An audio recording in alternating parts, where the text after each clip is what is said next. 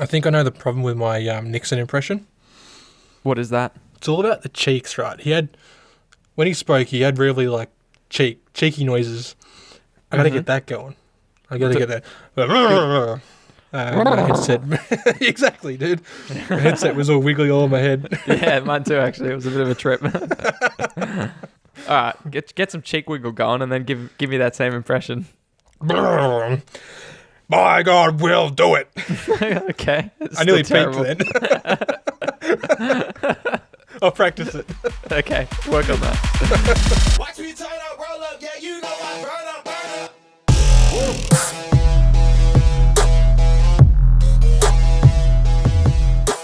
burn up. Welcome everyone to a Hobby Homies podcast. This is Beers and Banter. This is where Shane and myself, we get together after an episode of Hobby Homies. We do these main episodes about wargaming, board gaming, all hobby kind of things. And we sort of kick back afterwards, record this session of Beers and Banter with a beverage of sorts and discuss whatever rhetorics come to our mind. Yes. Now, these take place, like I said, after our main episodes, which in this instance was a board game episode on solo board games, where Shane and I mused about two different solo board games. Eldritch Horror, that Shane has played recently, that he does a bit of a recap on, which is sweet. I'm in love with it now. Thank you, Shane. No worries. And then I talk about a game I'm excited to play called Legendary Encounters, an alien deck building game. So, that comes out this Sunday. Check that out if you're into board games, solo board games, and all that kind of stuff. But for now, I just heard you pop a beer, Shane. So I did. Despite I know you're probably going to say either Old Mate. In fact, I'm pretty sure you're going to say Old Mate. I want to know, what beer you're drinking? You guessed it, dude. I'm drinking Old Mate. Damn, man. I've decided we need more beer variety. Yeah. Out of you? Nah, actually, what can I say? All I've said for the last year is Mountain Goat. So True. I feel like we need to expand on the beer element of Beers and Banter. Yeah. And maybe get some different beers going, surprise each other and the listeners, and get a bit of a review going. All right. The next episode, which will be an extended Beers and Banter, because unfortunately next Thursday we won't have a regular Beers and Banter after our main episode because Correct. I'm on night shift. Fox is moving.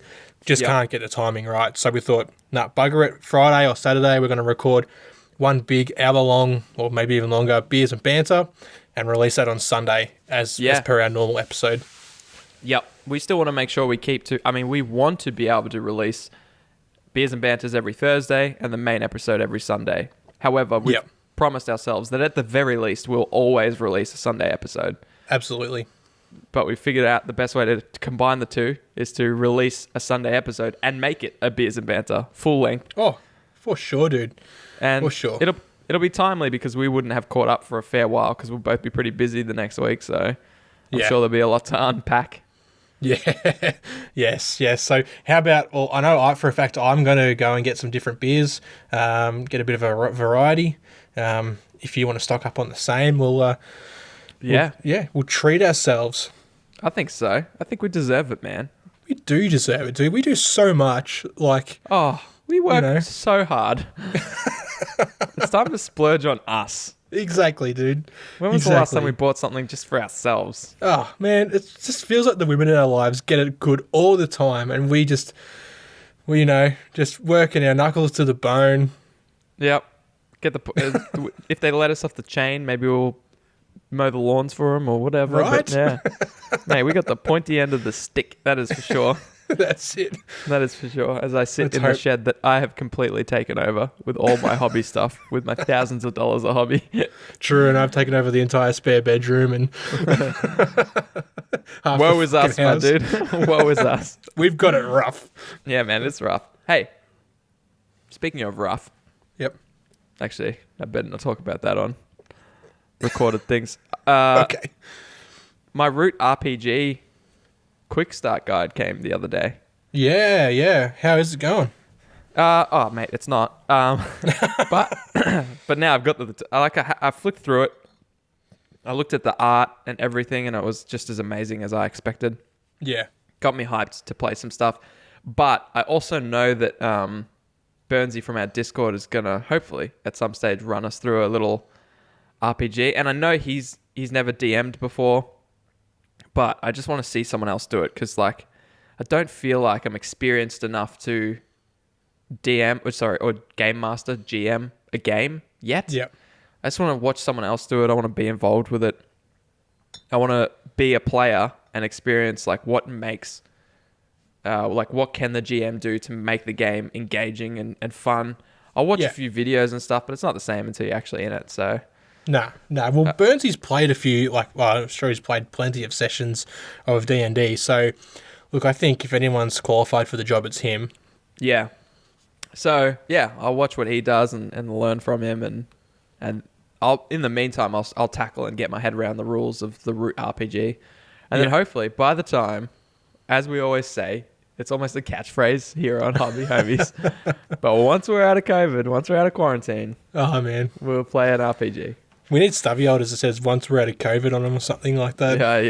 Yeah, for sure. Yeah. Straight out of COVID. That's pretty good, actually. Yeah, it's not bad. Yeah, that's not bad. Someone's going to steal that one for sure. Oh, of course. Oh, well. There goes another $1 billion idea. Yeah, I'm spewing that I missed on the Get on the Beers train with Daniel Andrews. Have you seen all that shit? Oh, you know what? I didn't know that it was a thing, but I thought it was just one person posted something on Facebook where it was like, I can't remember, but it was a Get on the Beers meme. Yeah. Yeah. Why, There's like Dan 4 Andrews like say dubstep something? remixes and fucking like t-shirts with Dan Andrews like Get on the Beers and Did he actually say that? yeah. He'd say Get on the Beers, dude. My man. Everyone's giving this boy some shit, but what? Let's have a look. Yeah. Top thing. I wrote Dan Andrews and says Get on the Beers. Oh, he said no getting on the beers. Yeah, but they've spun it around to work for their own, Oh, he said none. Yeah, because that was when the lockdowns first came back in. He's like, there's no getting on the beers. And then, so... Oh, Dan Andrews, not my man. What? Come on, dude. Not getting on the beers. That's the thing I'm looking forward to most. If someone... Hey, here's a question. Someone says, you got 2 choices, Shane. Here's another choice game for you. I haven't balanced this one. This one might be a little bit imbalanced. Haven't quite figured it out yet. But okay, what if someone said to you, you can see any of your friends as long as you have at least 2 beers when you do. You got to catch up with them 4 beers. Yep. Anytime, as much as you want. But you can't hobby for an entire year. Ooh. Okay. With them, you can't play board games. You can't war game. Can't do nothing hobby. You can't even paint with them. You can paint on your own, do your own stuff. But yeah. Oh, so I can do it on my own. Yeah, of course. Yeah. You just can't hobby with other people. Okay. So no paint nights, no nothing like that for an entire year. But I could go and get on the beers every night with them. Totally. Or you can hobby as much as you like with them, but you can't get on the beers with them or anyone else. Can't catch up with anyone for beers for 6 months. Look, it's been like that for the 6 months anyway. So you gonna take the hobby? Geez, that's a tough decision, dude. I think I enjoy getting on the beers as much as the next bloke, but I think I would probably take hobby and gaming with them over getting on the beers. Yep.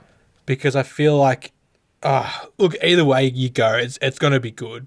But I feel like you'd probably get more variety and you'd probably be more inclined to go on hobby and game every single weekend than go and get on the beers every weekend because, let's be honest, we're not young anymore. We're no young bucks. I can't get on the beers every fucking weekend.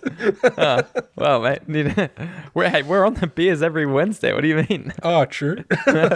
Wednesdays and Saturdays? Nah, dude. It's too much. Okay, all right.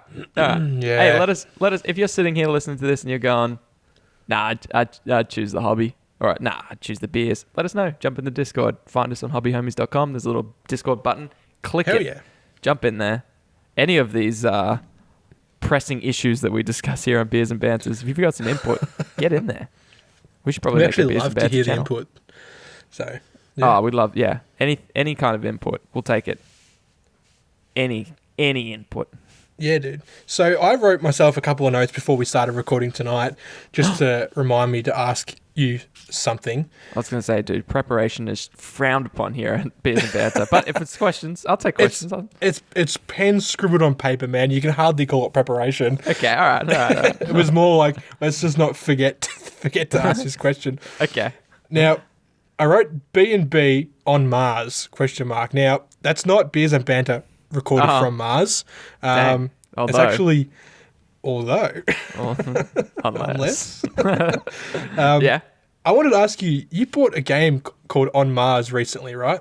Definitely, dude. And I was looking online, and apparently it's like one of the most complicated games. Correct. Have you played it yet? Not even, it's still in shrink. Classic. Shrimp? Isn't it like $300 or something? Hey, it's $220. Okay. May as well be $300 if it's a board game. Yeah, that's true. On Mars. I don't know actually what its retail price is because I got it from Board Games for the Board, which is super cheap. Great prices. True. Low prices. Yes. Yeah, it looks like it's about $220. Hang on a minute. It's only $150. You got stinged, dude. Whack the Ewok. I'm talking to you. Yeah, no, it's about $220. Yeah, it looks really good. Looks super. Yeah, looks really good. Highly rated. Complexity off the charts, like you said. It's already in the top 100 on Board Game Geek, which is wild. It came out this year. Wow. It's 1 to 4 players. It looks to be one of the kind of games, like we mentioned actually just on the episode we just recorded that's coming out on Sunday. It looks to be one of those ones that's probably more suited to the not be a solo game. Yeah. Like it's a PvP game, I think. Kinda. And I think the solo mode might be an afterthought. It's tricky. Maybe they do the solo mode well. I don't know. The components look incredible. But yeah, this is a game that's in shrink. I know how to play it, and I can play it, but I'm waiting for some friends. Okay. Yeah. Yeah, I'm dude. very excited. Have you seen pictures of it? The art, it's just phenomenal. Yeah, I actually started watching like a how to play video on YouTube. Yeah. And straight away the two hosts were like, "This is not an easy game." Yeah. Yeah. I like that. Because complex games usually mean just insane amounts of options, which means you feel like you can never play the same game twice. Yeah. Which is what I want. It takes up a lot of space. I'm not going to lie. It's got a large footprint, incredible components, great art. Yeah, it's really good. It's really good. True. But yeah, haven't played it yet, so I am waiting for friends if I ever find them. Yeah. Keep waiting. I'll keep looking. Yeah, I'll start going to Craigslist. So, Any friends? no. Yeah, I'm hyped. So again, look, that's another thing we'll be hitting as soon as we're straight out of COVID, dude. Exactly, dude. Straight out of COVID.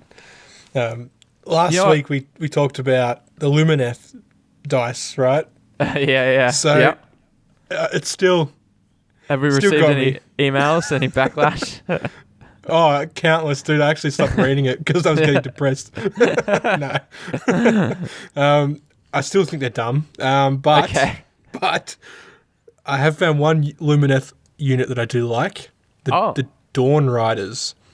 They're like, I think they're like spearmen or something, or swordsmen or something on horseback. Have you seen them? No, I haven't. I mean, I haven't. They're good. They don't have the dumb horn hat things that the rest of them do. Bro, so I like them, but the hats. rest of them are stupid. You're hating the hats. Dude, I can't get around it, dude. I don't know. It's just... Dare I say it's unwarranted hate? What do you got against the hats? Unwarranted? Yeah. You're telling me it's unwarranted? It's more than warranted, dude. Explain. What have those hats done to warrant your hates? They're too big. They got fucking corns that come out the sides that are like wider than the base of the miniature. And I'm not talking about like, they hang over the edge by a little bit. I'm talking like heaps. So this isn't Necron feet on a 25mm base. This is this is more than like a gaunt hanging over the edge of its base, tail and head. And so you like these horses wearing these very standard Roman attire. Yep. Okay. All right. The spears look dope. They all look dope except for the other ones, just them. God. I don't know how many times I'm going to say it, but like every time, oh man, like the sculpts on these things. Look at the detail. Did you watch that YouTube video I sent you? Oh, yeah. Look at the detail. I'm going to have to post that in the Discord so people know what I'm talking about. But yeah. True. Damn, dude. It's insane. Like the little pieces of cloth they got on the spears. Veneri Dawn Riders. Cool names as well. Oh, yeah. Yeah, I can get around that. Yeah, I just have a whole army of them.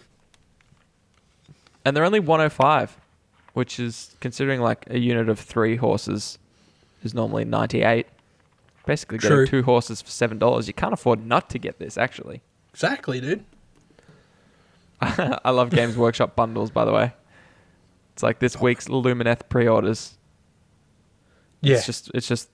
It's the price of all the individual things bundled together. What's up with that, dude? Like, I just don't understand. It's just exactly it's everything just in one click instead of adding all these different units to your cart. It's like everything. It's like, hold on a minute. Convenient. Yeah, maybe. Maybe instead of clicking the add to cart button 4 times, you only have to press it once. Yeah, true. You order it all in together. I don't know, dude. Yeah. I don't know. That's G-dubs for you. Yeah. They're not the only ones to do it either. I was on the Apple store trying to order some stuff for work. Oh, they have the same thing. Yeah. Hey, speaking of GW, I was thinking today about Games Workshop 40K as I actually purchased basically the rest of my secret army.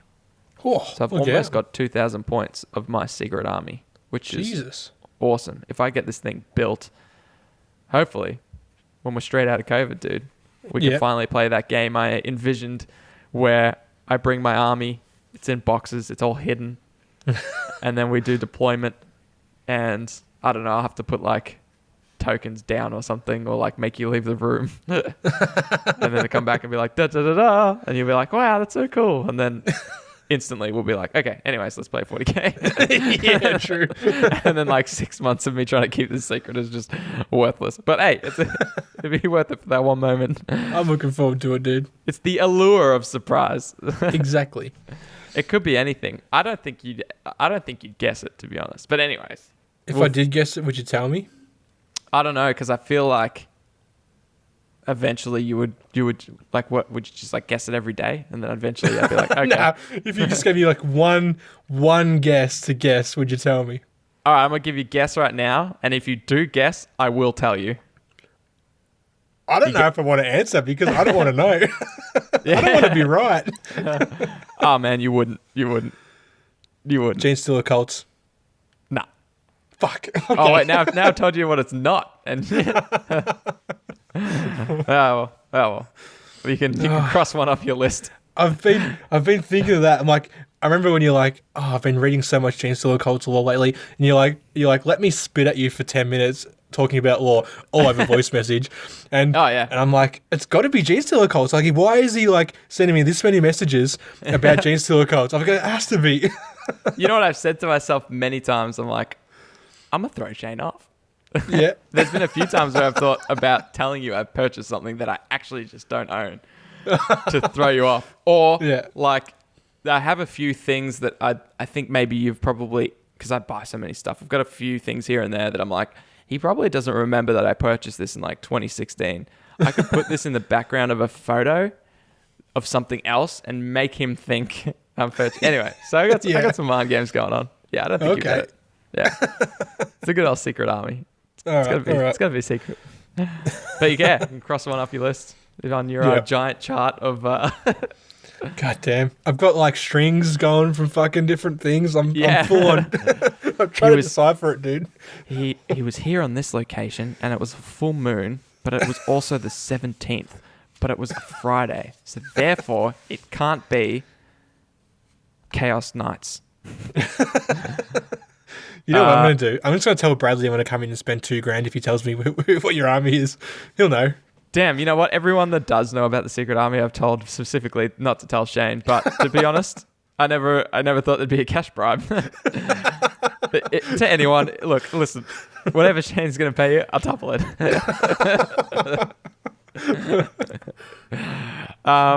Yeah. Anyways, that whole thing got me thinking. Right, 40K is huge.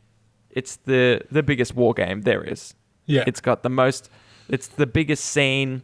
There's tournaments happening all year round. There's websites dedicated to just telling you what the lists are specifically of top 4 tournaments, 40K stats, for example. Oh, true. It's huge. LVO's huge. Even CanCon's huge. It's nuts, right? What game, if you could take the scene of 40K, steal it from 40K, and give it to any other system or game, what would it be?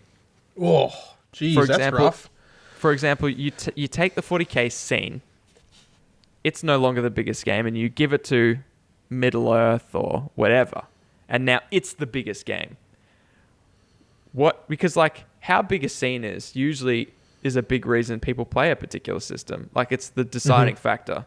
You know, if you lined up games and you base them on what their mechanics are, you might pick a different game to 40K. You know, it might not be the best. It's certainly got the best quality models, undisputably, but it might not have the best mechanics or the best IP or any of that. So which game would you most want to see on a 40K scale? If you could choose. That's tough. That's a tough question. I feel like every war game that I've played or I've looked into, none of them have had as much appeal as 40K.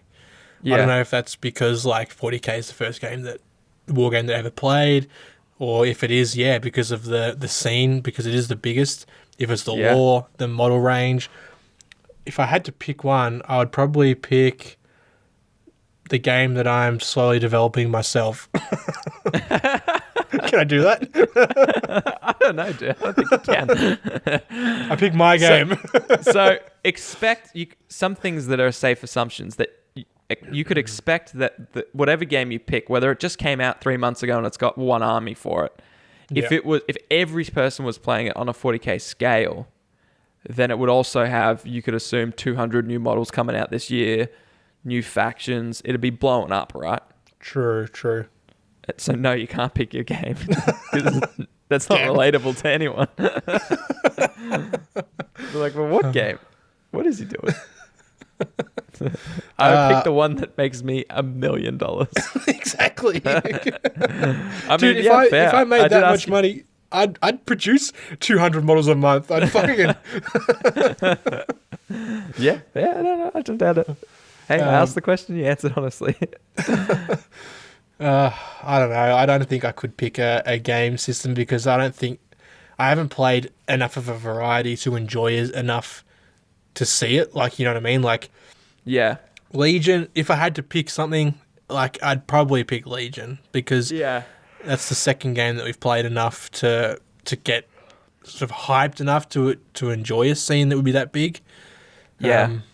What about... I probably agree. I'd probably pick Legion. And, like, it's not even based on the models that they've got out or even the rules, which both are acceptable. But it's sort of just based on the fact that it's a Star Wars thing and it's just a cooler IP in my opinion, you know? Yeah. Like, we grew up with it. It's, If it was as big as 40K and its model range was that size and the games were played that much, I mean, I think it's kind of a cop-out question, I guess, because any system that is played on that scale, you would play because the community is so important in this kind of game. Absolutely. If it's got a big community, it's got more resources online, YouTube tutorials, the secondhand scene, all that kind of stuff that comes with it. So you'd probably, it doesn't matter what it is. You play it anyways. Yeah. True.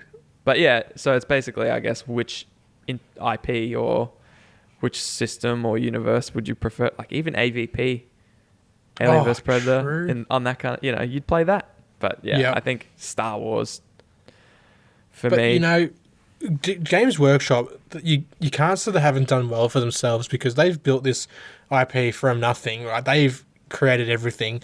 Yeah. Sure, they may have been heavily influenced by certain things, but like they created that. Where Star Wars Legion, they didn't create that IP. George Lucas did. So he's not producing that game. Someone else is. I can't remember who it is at this moment. So I almost FFG? Fantasy Flight, is it? Yeah.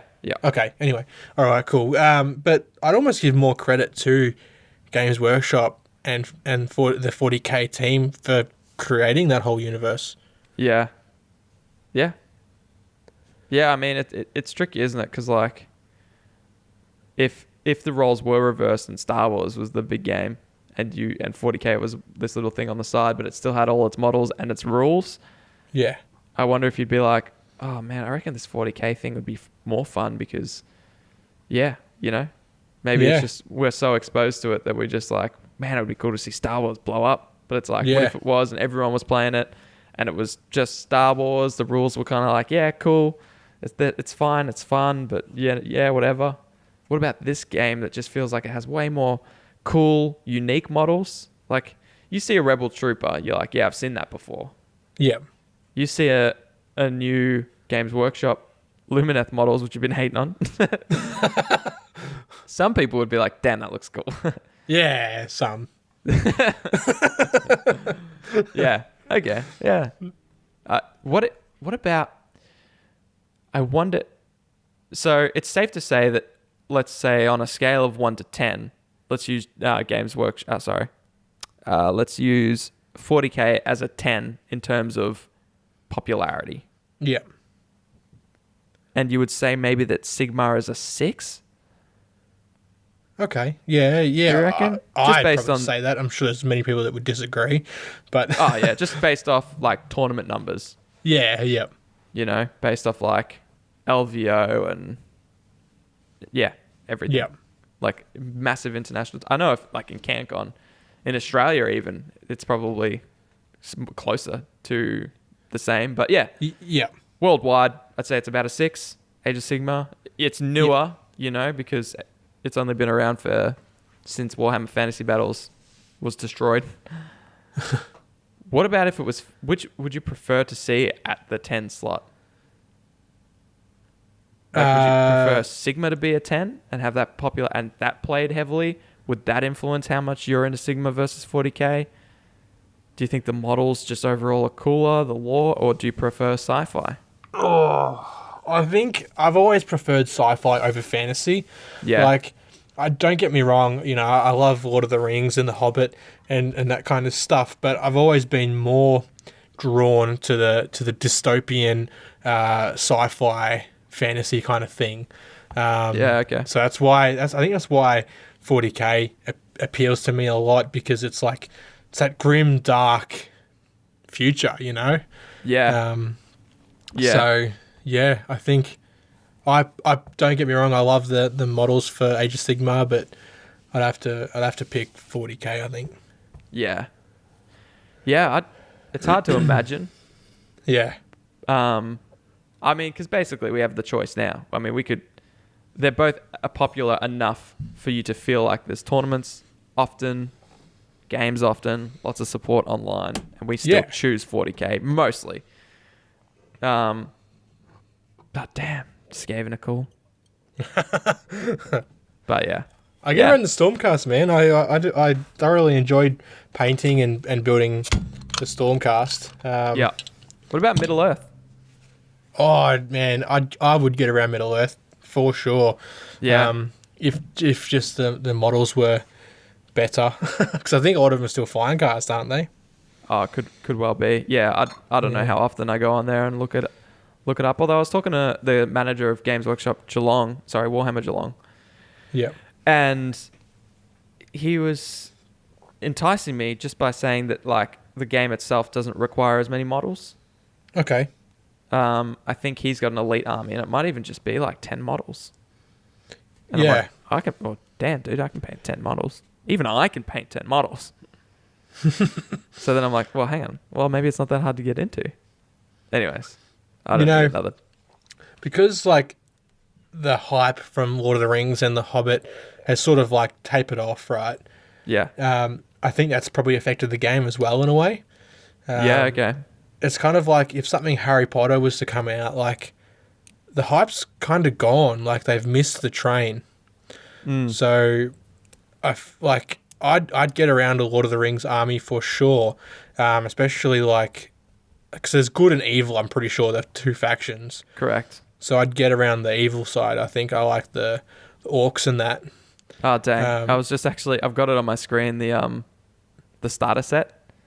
Yeah. And I was like, I was like, would you dig Riders of Rohan or Orcs? And this is the only time where we haven't, we're both into the baddies. Oh, yeah. We're normally like in sync where like Yeah. you'd take the goodies and I'd take the baddies or vice versa. But For this sure. time. Yeah, no. So much so that like even sometimes I'm like 60-40, but this one I'm like 80-20. I'm 80. Like I would want those bad guys. Yeah. Maybe, hey man, maybe we'll just have to, because you get, so I don't know, like the starter set looks really good. $260, the rule book, templates, all that kind of stuff, and then 2 real good looking forces. I don't know if True. you've seen it. Get a big old dragon Oh, for the bad guys. Oh, well, fell beast, sorry. Nazgul. yeah. Oh, they're cool. Yeah.